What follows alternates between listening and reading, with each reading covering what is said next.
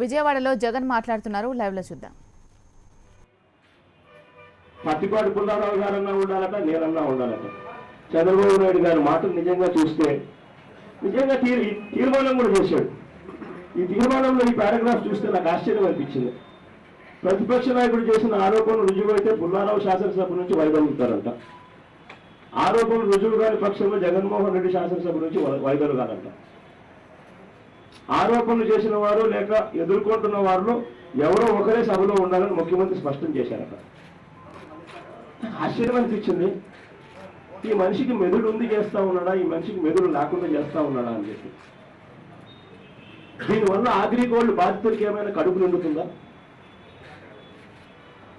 దీనివల్ల ఏమైనా అగ్రిగోల్డ్ బాధితులకి ఏమైనా జేబులు నిండుతాయా? దీనివల్ల అగ్రిగోల్డ్ బాధితులకు మంచి జరుగుతుందా? అంటే మీరు ఆరోపణలు ఏదైనా వస్తే ఆ ఆరోపణలు వినాలన్న ఆరాటం కూడా లేదు. టాపిక్ ఎట్లా డైవర్ట్ చేయాలని తప్ప వినాలని తాపత్రయం లేదు. ఇవాళ దేశంలో ఉన్న స్కాములు తీసుకోండి, రాష్ట్రంలో ఉన్న స్కాములు తీసుకోండి, పెద్ద పెద్ద దేశంలో ఉన్న స్కాములు, బోఫర్స్ తీసుకోండి, స్పెక్ట్రమ్ తీసుకోండి, కోల్ స్కామ్ తీసుకోండి, ఇవన్నీ ఎంక్వైరీలకు ఎలా పోయాయి? ప్రతిపక్షంలో ఉన్న వాళ్ళు వాళ్ళ దగ్గర ఉన్న ఆధారాలను పార్లమెంట్లో ప్రస్తావిస్తే ఆ ఆధారాలను పార్లమెంట్లో ఉన్న అధికార పక్షం ప్రతిపక్షాల మధ్య చర్చ జరిగి డిబేట్ అయ్యి అప్పుడు అధికారంలో ఉన్న వాళ్ళు దానికి ఎంక్వైరీ కాన్స్టిట్యూట్ చేస్తారు. ఎంక్వైరీ కాన్స్టిట్యూట్ చేసినప్పుడు ఈ స్కాములన్నీ బయటకు వచ్చాయి.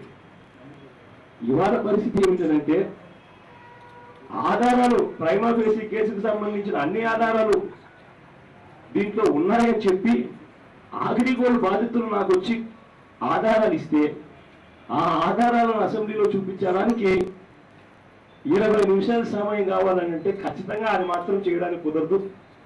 మేము ఇవ్వం సమయం అని చెప్పి మైక్ కట్ చేయడం, టాపిక్ డైవర్ట్ చేయడం, ఛాలెంజ్లని కొత్త పేరు తీసుకొని వచ్చి అసలు టాపిక్నే డైవర్ట్ చేసే కార్యక్రమం. ఇదే చంద్రబాబు నాయుడు గారు నేను అడుగుతా ఉన్నా, ఛాలెంజ్ల మీద నీకు అంత నమ్మకం ఉంటే ఇదే చట్టసభలో మేము మీకు ఎన్నిసార్లు. ఇవి బులెటిన్ విశేషాలు. చూస్తూనే ఉండండి HM టీవీ.